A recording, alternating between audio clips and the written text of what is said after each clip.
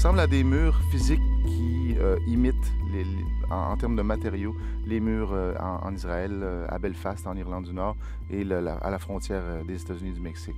Donc, on a installé ces murs-là sur place. Et puis, dans l'expérience d'exposition, c'est se déplacer dans l'espace, c'est activer des vidéos, activer des sons, c'est recréer, c'est fragmenter une approche documentaire, mais dans l'espace d'exposition, avec une approche artistique qui se relaie aux arts visuels. C'est vraiment non linéaire, je dirais. C'est vraiment une expérience documentaire que l'on déclenche, que l'on déploie dans l'espace.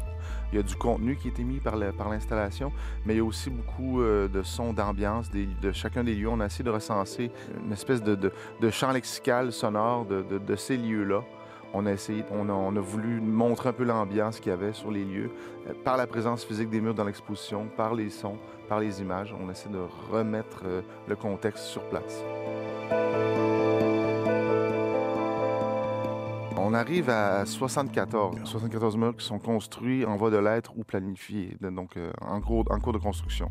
Moi, ça fait maintenant 6 ans que je travaille sur ce projet. On parlait de 50 et quelques murs à ce moment-là, il y a 6 ans, puis je me suis accoquiné aux chercheurs de la chaire Raoul Dandurand. C'est eux qui m'ont appris au départ qu'il y avait 50 et quelques murs. En fait, la littérature autour du projet était ça. Et puis en 5-6 ans, c'est devenu 25 murs de plus. Alors que quand le mur de Berlin a tombé, on parlait d'une quinzaine de murs à ce moment-là dans le monde.